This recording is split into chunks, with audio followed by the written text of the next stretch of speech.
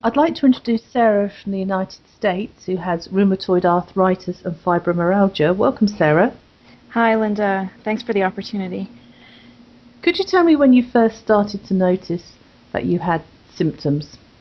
Sure. I was about 24 years old, and I started to develop symptoms of rheumatoid arthritis, but I wasn't diagnosed until about a year later.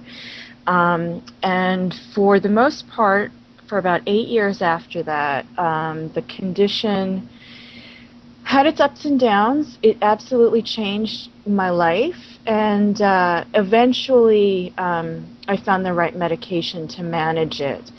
In about 2008, when everything was really going really well for me across all accounts of my life, I started to develop very severe irritable bowel syndrome, and it seemed to come out of nowhere. And eventually, I also, within about a year of that, started to present with more fibromyalgia symptoms. I had gone to my rheumatologist, and we realized that we were dealing with two distinct diagnoses, the rheumatoid arthritis and the fibromyalgia. And I was officially diagnosed with fibromyalgia in, I guess, February 2010.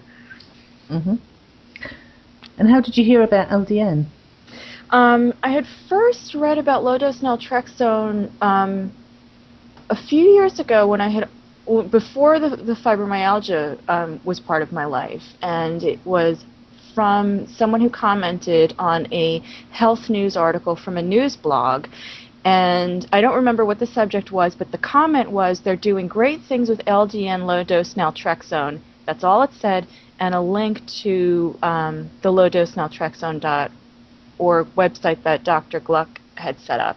Mm-hmm. And I looked at the website, and I was very skeptical, honestly, as many people are. Typically, I thought, if this is so helpful, why haven't I heard of it? My doctors have never said anything to me about it, and how could it possibly help so many conditions to the extent that people are saying? And I put it out of my mind until I developed fibromyalgia and was not getting relief from the medications and treatments that I had been doing. And the more I researched, the more LDN kept coming up. And what really was very convincing for me was the study that Dr. Jared Younger had done at Stanford University, particularly for fibromyalgia. And I started, after reading that, I was more familiar with the LDN Research Trust. I watched as many videos as I could find on YouTube of the presenters, and also Joseph Woke's personal story I saw on YouTube was also very influential.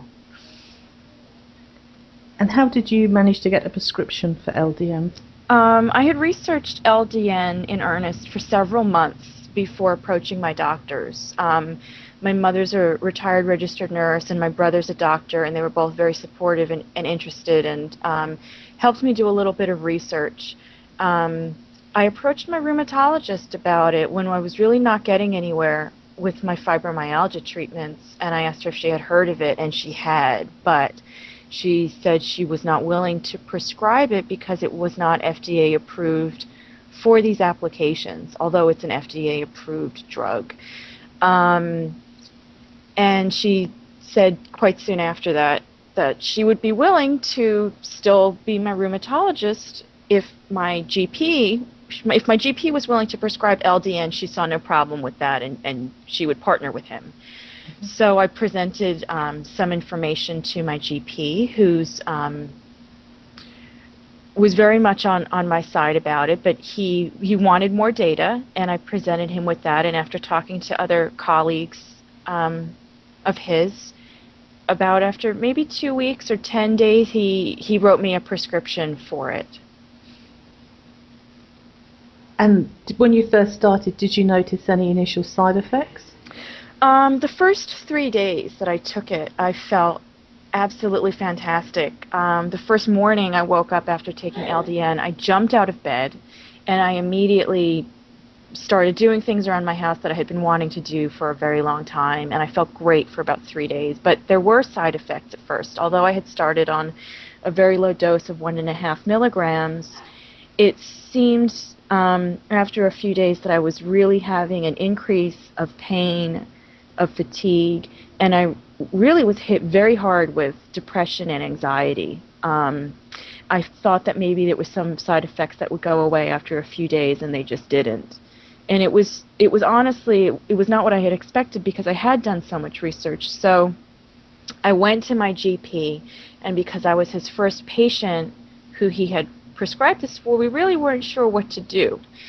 Thankfully, Dr. Tom Gilhooley has made himself so available to the LDN community. He immediately responded to my doctor and said, I can tell right away her dose is too high. Just drop her down to 5 milligrams and go up slowly from there, and that'll likely do the trick. And it did. So I'm so grateful for his partnership on that.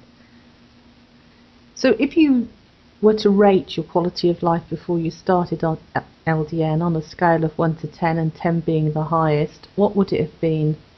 I really would have to say that it was about a 3 or a 4. By and large, I really was struggling personally, just with the symptoms. It really profoundly impacted my social life and my performance at work. If I made it to work, was really poor, and it was showing. And it was a pretty scary time, and I really mostly spent a lot of time feeling afraid and hopeless, to be honest.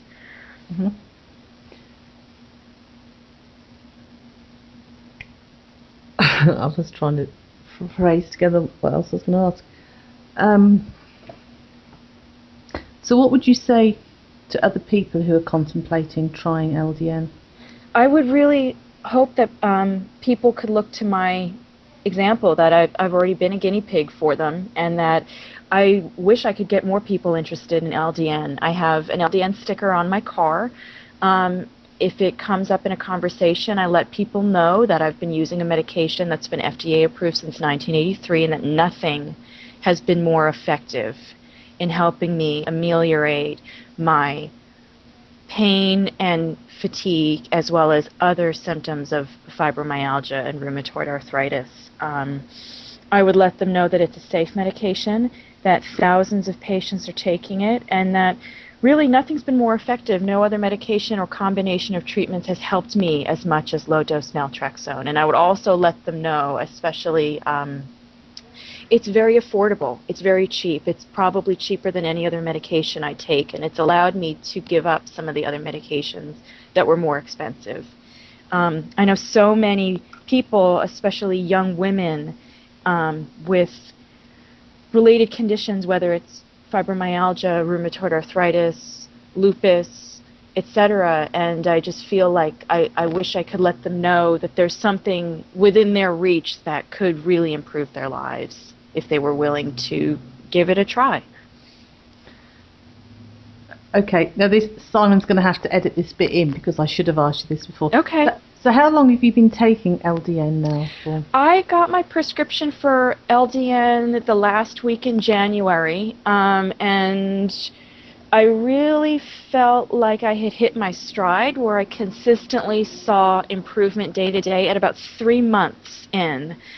So now it's been 6 months, and I'm still titrating my dose up very slowly.